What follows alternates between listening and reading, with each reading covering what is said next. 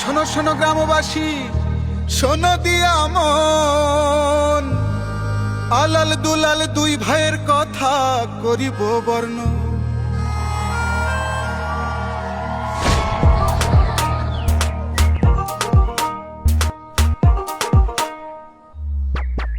বাপ মা রেখে গেছে দুই ফসলা জমি, সেই জমি নিয়া শুরু এই কাহিনী, আর সেই জমি নিয়া শুরু এই কাহিনী।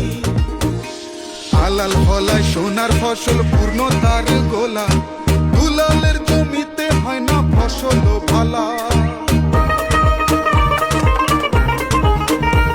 আর কি করিবে সে ভেবে নাহি পায়, সারাদিন ভেবে ভেবে দিন যে চলে যায়। আলালের মনে যখন সুখের ঘর, দুলালের মনে বয়ে যায় দুঃখের ঝড়। কেন এমন হলো? আলাল রোপণ করেছিল বায়ারের অ্যারাইজ হাইব্রিড ধান বীজ, দুলাল হাইব্রিড চাষ না করে অন্য জাতের ধান বীজ চাষ করেছিল। হাইব্রিড ধান? এইটা আবার কি? আরে যে জাতের ধানে ফলন হয় বেশি, বদলে যাবে তোমার ভাগ্য রাশি। আরে ফলন হতে এই ধানে সময় কম লাগে, চাষির গোলা ভরে বাইরের অ্যারাইজ হাইব্রিড ধানে, চাষির গোলা ভরে বাইরের অ্যারাইজ হাইব্রিড ধানে। আলালের এই কথা দুলাল নাহি শোনে, সব কিছু ফেলে রেখে শহরে যায় চলে। একে তো ফলন কম, তার উপর রোগ বালায়। শহরে না গিয়ে আছে কি কোনো উপায়? প্রতিকূল আবহাওয়াতে বায়ারের অ্যারাইজ হাইব্রিড ধান বীজ ফলন দেয় সব থেকে বেশি, রোগবালাই থেকে মেলে মুক্তি। তাই বায়ারের হাইব্রিড ধান বীজ কৃষকের শক্তি। বছর খানিক বাদে দুলাল যখন ফেরে, আলালের সাফল্য দেখে বুকটা ভরে ওঠে।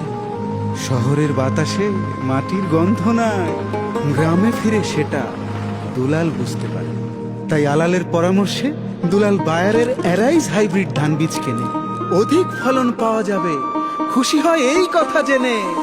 বায়ারের অ্যারাইজ হাইব্রিড ধান বীজ দিয়ে চাষ শুরু এবার। সোনার ফসল দেখে চোখ জুড়ায় সবার। সবই তো বুঝলাম, এখন বলেন চাল কেমন হয়? চালের আকার আছে বিভিন্ন রকম, লম্বা চিকন থেকে মাঝারি চিকন। চিকন চালের ধান বাজারে তাই দামটাও বেশি। আচ্ছা এবার বলেন ভাত কেমন হয়? ঝরঝরে ভাত, তাই খেতে সুস্বাদু।